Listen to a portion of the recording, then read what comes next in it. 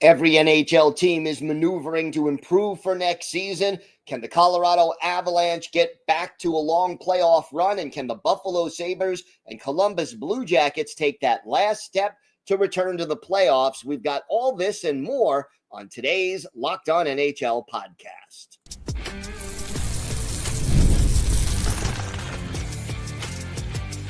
You're Locked On NHL, your daily podcast on the National Hockey League. Part of the Locked On Podcast Network, your team every day.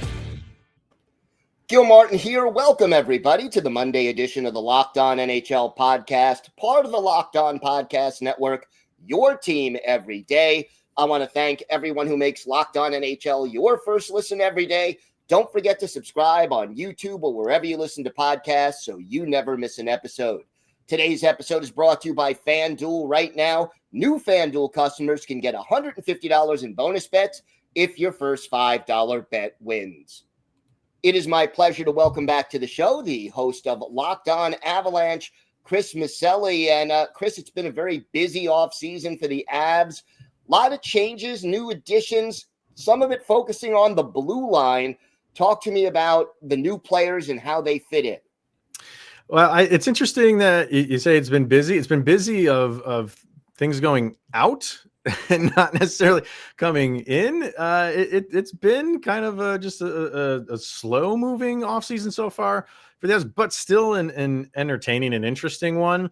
Their big signing so far has been Brent Burns, a 40-year-old defenseman. They signed for $1 million. That's the excitement part of free agency when it comes to the Avalanche, but it is kind of an exciting signing, I would say, just because of the name, the character that he is. That's all well and good, but what he could potentially bring to the Avalanche is something that they've been longing for quite a while, and that's size. He's a beast of a man, right? So up until now they had Josh Manson, and that was really it for what their muscle would be. But they don't play that style of we're going to go out and just beat the snot out of you.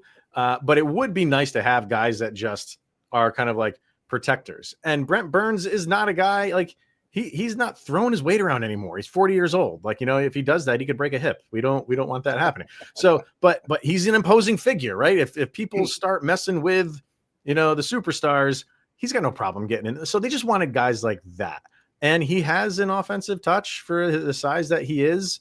So, in that aspect, that's really been it. And that's an okay signing. It's not going to, break the earth. It's not going to, there's really nothing other than just like, okay, good signing. Mm-hmm.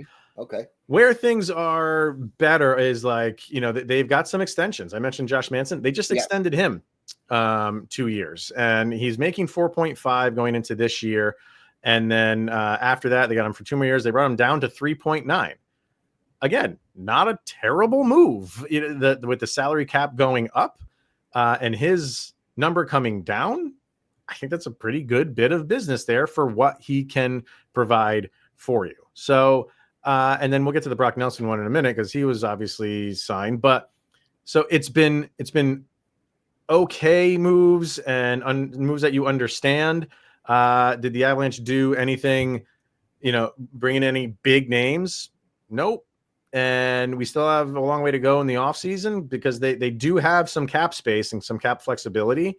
And I think that was the thing a lot of people, when they moved out Coyle and Miles Wood in that deal to Columbus, that freed up some much needed cap space. So I think people had the mindset of like, the Avalanche are going to be players here in some capacity. It's not like they had Anaheim Mighty Ducks money, but they had some money to do something with, and they really didn't use it. That doesn't mean they won't, but they just didn't right off the bat of free agency. Let's talk about the Brock Nelson extension. I know it's been controversial to some fans. What is your take on it, and how do you see Brock Nelson fitting into this lineup? The 2C position has been something the Avalanche have been trying to shore up for years, since Nazem Kadri left for years. And whatever the solution they thought they had just has not worked. And I think Brock Nelson is as much of a sure thing at that position than they've ever had since Kadri. The number that he signed for, 7.5, was the AAV for 3 years. I think that is the sticking point for some of the fan base. They're not too thrilled with that. Is it an overpay? Maybe by a little bit. I don't think it's an overpay by like millions of dollars where you could have got something somewhere else for a little bit cheaper. So, and I think it's like the number. I think it's what Nelson did when he came over to the Avalanche in a short amount of time. It was good, not great.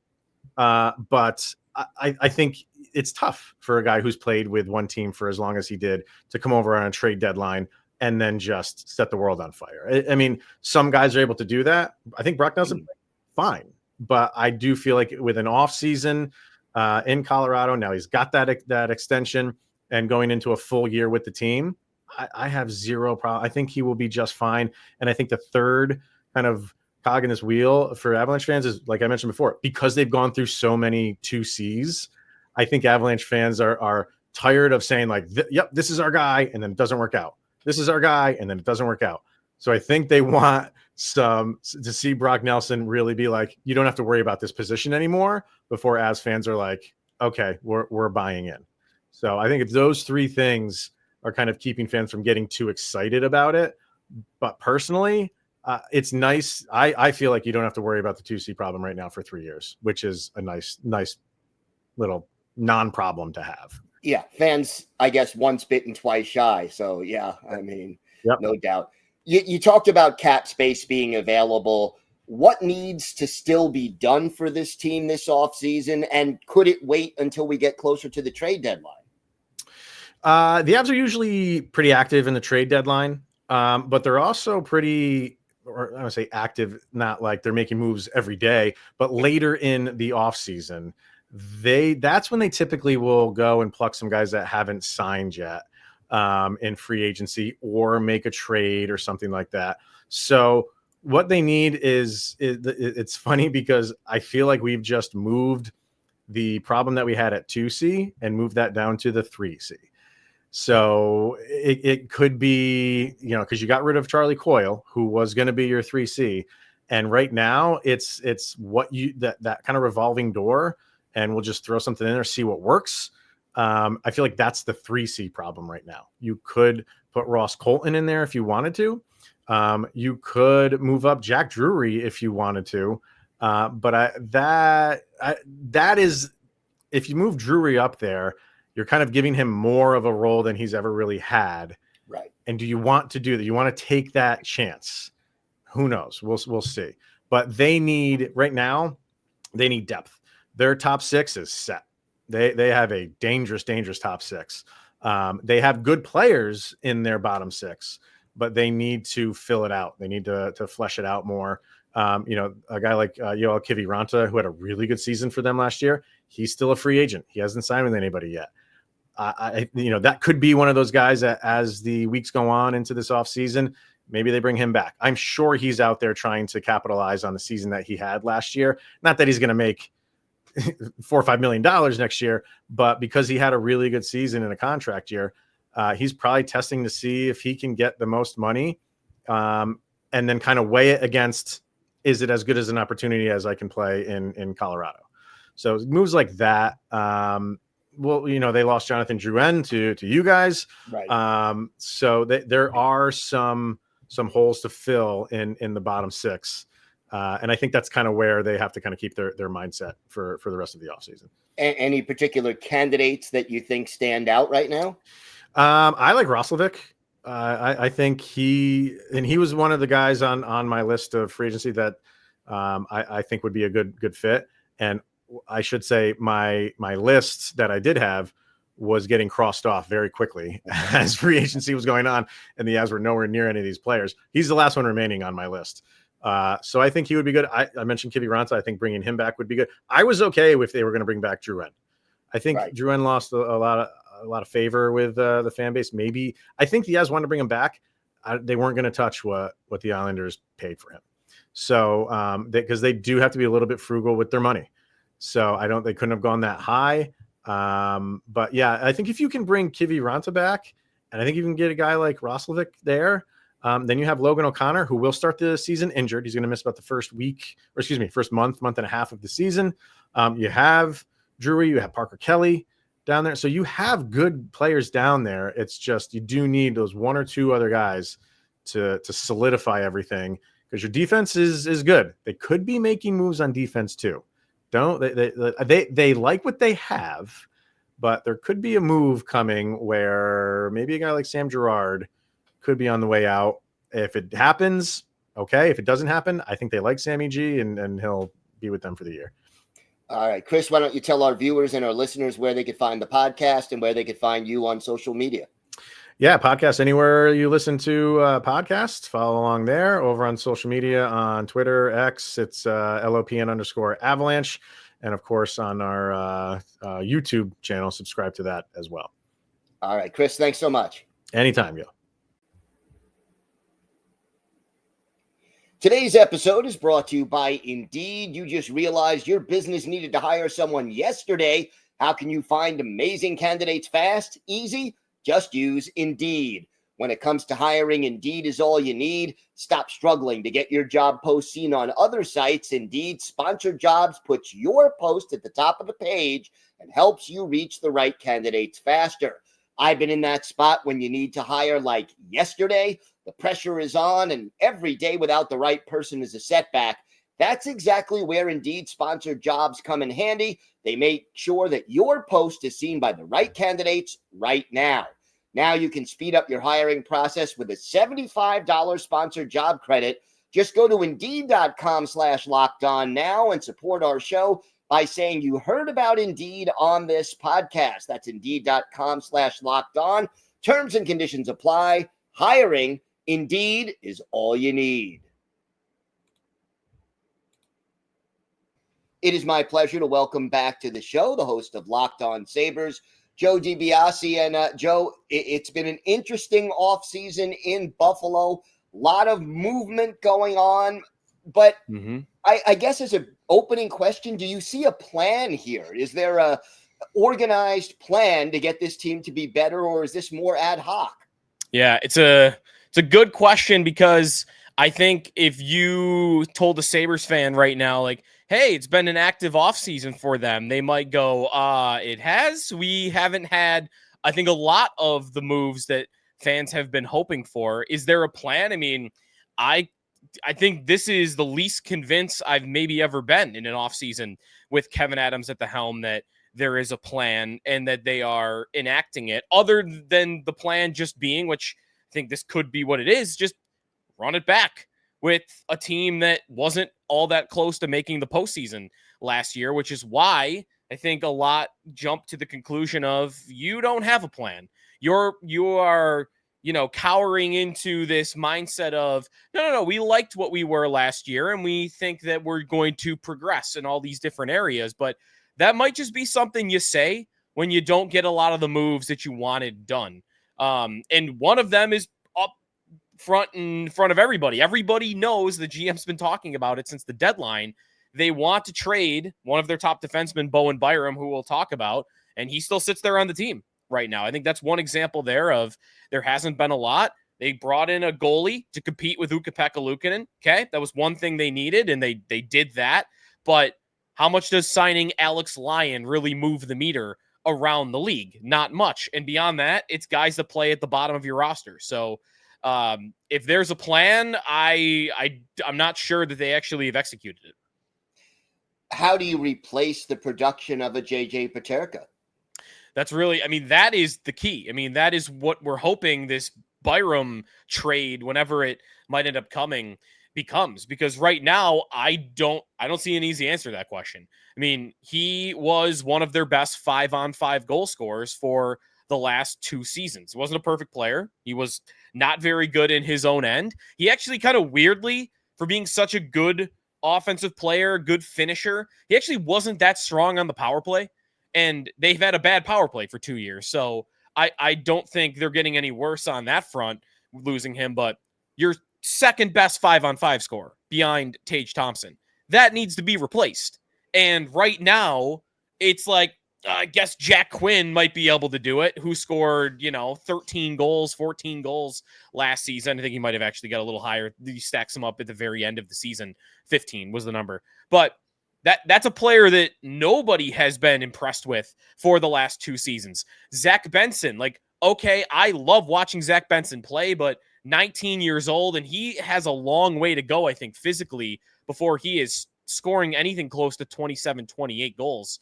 So all the internal options, I mean, I would stick my nose up at it, thinking any of them are going to be able to do that. I'd be crossing my fingers right now that they're still going to find their way to some external move, either a Byram trade or something else, because I don't think they've got it on the roster right now.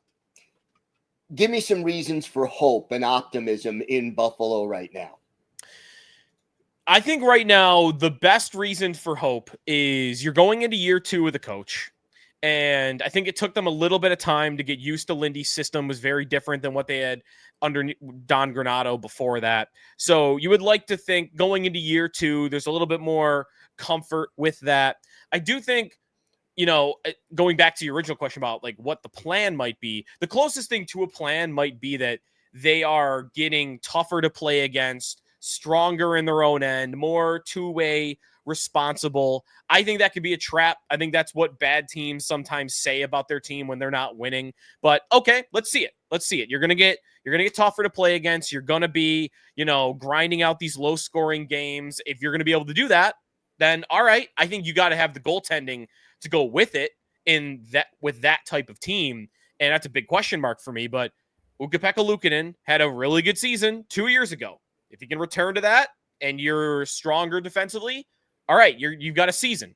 If even Alex Lyon, who has played more limited opportunities throughout his career, but in spots, we remember him 2 years ago for Florida going on that run. They only made the playoffs by 1 point that season over the Sabres that he kind of lifted them in and even started those playoffs. And then the next year with Detroit, pretty good, playing 43 games. So if I can get one of those two to have a good year and the team does come a long way defensively, then I think the Sabres are a bubble team. I wouldn't pick them to make the playoffs. I would need one more thing to get to postseason. That could be a lucky power play season. Teams have that a lot. Some teams just have a lucky season shooting the puck where, they have 4 guys that are shooting 5% higher than they normally would. And everybody kind of knows a little bit of a fluky year, but I think you're just one lucky element of the team away with the goaltending and with the defensive part of the game from them being a playoff team. Psychologically, how important is it for this team to end this playoff drought? Oh, it's huge. I mean, I think Gil, they are really at a dangerous point here. I think you could easily argue this is the second most important season of this playoff drought, right next to another season where I would describe a lot of similarities. The COVID year in 2021, when Jack Eichel is still on the roster, but everyone kind of knew. There were whispers. It's he's not going to do this forever. He's not going to play 10 years for you, 11 years for you, down the road in his contract. If you can't prove you can't win. And what did the Sabres do that year? They signed Taylor Hall to a big contract, and they brought in all these veterans. They traded for Eric Staal. It's we're pushing in to win right now because everyone kind of knew you don't win now, the whole thing's going to blow up. And that ended up happening. Eichel wanted out, and Reinhart is I'm not signing an extension, so you got to trade him, and the whole thing blows up, and all those guys go off and win cups. So we know the story on that front. Right now, I think it's kind of the same. It's a guess, though. It's, again, whispers. You don't actually know if Rasmus Dahlin will want out. You don't actually know if Tage Thompson will want out. It's more of a just looking at the two individuals. I'll list those two because I think they're the most important and they're the best on the team. And they're both at an age where, they've been out doing this for 7 years now. It's been a long time. Dahlin and Tage have actually been on the team. And I don't know how fair it is to ask them to come back and do it over and over and over and over before you have to guess that one of them might want out. So to me, when I think psychological for this team, it is kind of getting through that, getting those players to not want desperately to leave. Because if you have another season where you're just not even close and there doesn't look like any reason for optimism, then eventually that psyche breaks for your star players. They can only go through so many of those types of seasons, I think, before they're going to, think the grass is greener somewhere else. Before we started recording, you mentioned some front office rumors that were out there. Why don't you address that? Yeah, so there was a rumor from Andrew Peters, who does the After the Whistle podcast. He's plugged in on the Sabres. And he said that he had heard that Brendan Shanahan had offered his services to the Buffalo Sabres in a president of hockey operations role. And the Sabres basically said, thanks, but no thanks, because Terry, maybe even directly from Terry Pegula, Sabres owner, he views himself as that role. Like, we don't need you to be president of hockey operations because, well, I'm the president of hockey operations. And I do think this is kind of where Sabre fans lose trust, is right now what they are lacking as a franchise more than anything. I mean, not maybe more than anything. They're missing a goal scorer right now. There are other things, but they don't have credibility. They do not have credibility in the league. Kevin Adams, especially, did not have a resume that screamed NHL general manager when they brought him in. He got the job because, most likely, that is well documented, he's very close to the owner, and the owner has trusted him in different roles for a long time. And that's evidenced by the fact that he's going into a 6th season where they've only even come close to making the playoffs once, have not made the playoffs anytime. And he's just still going. In year 6, how many times in the NHL on other organizations do guys get that type of chance? It just isn't viewed as a serious organization right now. I tend to think sometimes it's kind of run like a mom and pop shop, which I think that is, a lot of the discouragement that Sabre fans walk in with. And here's this guy, Brendan Shanahan, who, listen, he was not perfect in Toronto. There were a lot of things in Toronto that I did not like when he was at the helm. But if there's one thing Brendan Shanahan is, he's a credible person in the world of hockey. He's a Hall of Fame player. He's been in this role. He's an experienced executive now for a decade. We can go back and forth about how good he actually was. I don't think he was the worst, but I don't think he was perfect either. But that's a credible person in the sport that, if that rumor's true, he wants to come work with you and lead this thing. Not saying yes to that, I think, is part of the problem that people believe this organization has. And I think it also is evidence that they will never have somebody in that job as long as Terry Pegula is the owner. So if you ever see rumors in the future about hey, they might hire a president of hockey operations, I think this is evidence they will never do that. Wow. All right, Joe, why don't you tell our viewers and our listeners where they could find the podcast and where they could find you on social media? Sure. Check us out, Locked On Sabres, wherever you get your podcast. Hit that like and subscribe button on YouTube. And then if you want to follow me on Twitter, if you could stand some Bills things along the way as well, which sometimes can be more positive anyway, at Sneaky Joe Sports. You can follow me on Twitter/X there. All right, Joe. Thanks so much. Yeah, no problem. Today's episode is brought to you by FanDuel. Summer sports are in full swing, and whether you're all about baseball under the lights, golf on the green, or high-stakes soccer action, FanDuel is the best way to make every game even more exciting. You're already following the action. Why not make it a little more thrilling? With FanDuel, you can get in on the game while your friends are getting sunburned at the beach. I've been using FanDuel to track my favorite matchups, and the app keeps it fresh with new daily promotions and fun ways to bet. It's easy to use, fast to pay out, and it makes even regular season games feel like must-watch events. Whether I'm placing a same-game parlay or watching a bet ride into the 9th inning, FanDuel makes it feel like I'm part of the action. New to FanDuel, new customers can bet just $5 and get $150 in bonus bets if your first bet wins. Again, that's $150 in bonus bets if your first $5 bet wins. Just open the FanDuel app today or visit FanDuel.com to get started. It is my pleasure to welcome back to the show the host of Locked On Blue Jackets, Jay Forster. And Jay, the Blue Jackets have been pretty busy this offseason. What move stands out most in your mind? Yeah, it's weird because it feels like they haven't done a lot. And then you look at the moves and you're actually, there's been a lot of outward movement, a lot of inward movement. The one move that stands out to me, I think, in a positive way is not really a move at all, but it's the decision to bring Dante Fabro back. Zach Werenski had an incredible season, obviously, and I think he deserves a lot of credit for that.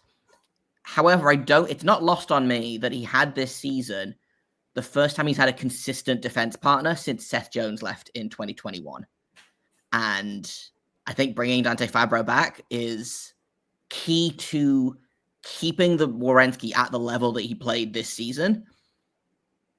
And it's an extremely team-friendly deal for $4.125 million for the next 4 seasons, for him to play next to Werenski, who is probably going to have another, 80 to 90 point season. So it was probably an easy decision for him to stick around. But I think that to me is the move that stands out, which is, I guess, the decision to not make a move and not make a change and not try to upgrade, because Dante Fabro was not the best available UFA defenseman, right?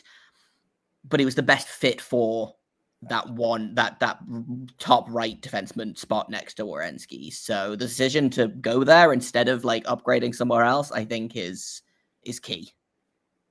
What about the best new addition? Best new addition. That's a tough one. I wasn't sure about the trade at first because I do think the Blue Jackets gave up a lot. I am really interested to see what they get out of Charlie Coyle this season. It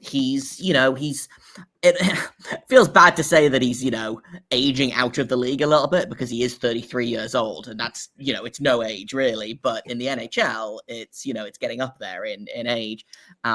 But he is a right shot center, which the Blue Jackets didn't have a right shot center on the entire roster. He is a very, very capable middle six forward. There's a weird kind of void in the lineup right now, which is who's going to play with Adam Fantilli and Kent Johnson. I think bringing in a guy like Charlie Coyle, either he can potentially play there, or they can stick him on that third line center, and that frees up a guy like Cole Sillinger to maybe move up. It gives them a lot more flexibility in the lineup. I think they are better in the bottom 6 than they were last season. Losing James Van Riemsdyk sucks. He was a big addition this past season. I thought he was great. I really wanted to keep him around. But I do think that the players that they brought in for the bottom 6 are, for the most part, improvements on what left.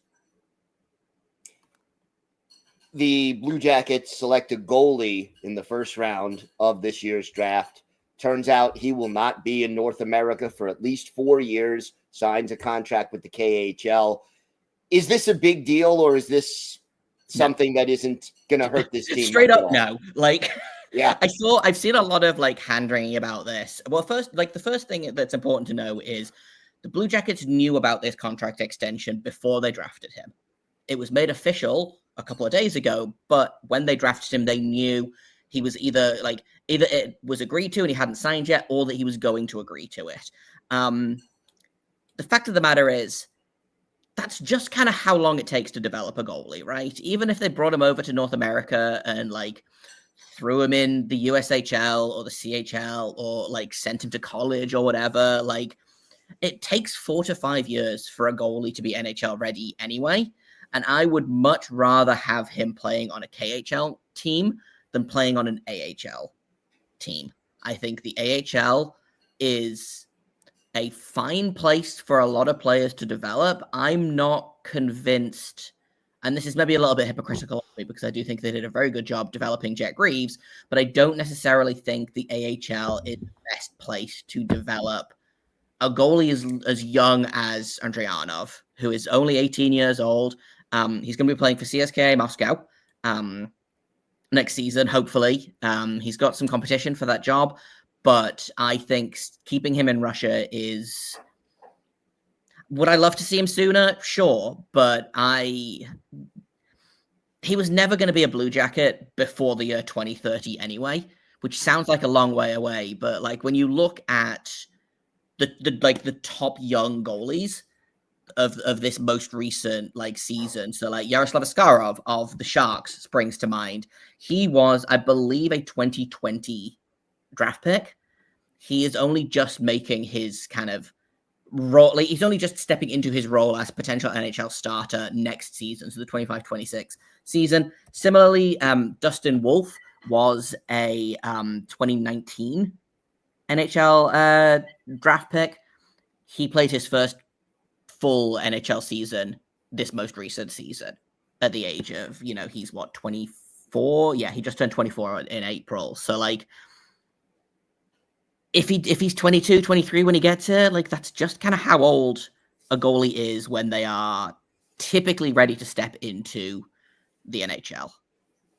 How comfortable are you with the goaltending situation in Columbus now? Because obviously it's been on and off an issue for quite some time. I am cautiously optimistic, I think. I think that they tried really hard to move Elvis this offseason and nothing came through because the goalie market was garbage, let's say. I'm not thrilled that he is, like, here. I think he deserves a fresh start. I think he's kind of... Elvis in Columbus, I feel like, has kind of run its course. And I'm sure what's going to happen is he will go somewhere else and have a fine career on another team. I don't know that Columbus is the place for him to really succeed. I am really, really excited about Jet Greaves. So I think my level of comfortability with the goaltending situation in Columbus right now falls almost entirely on what's the split in net, right?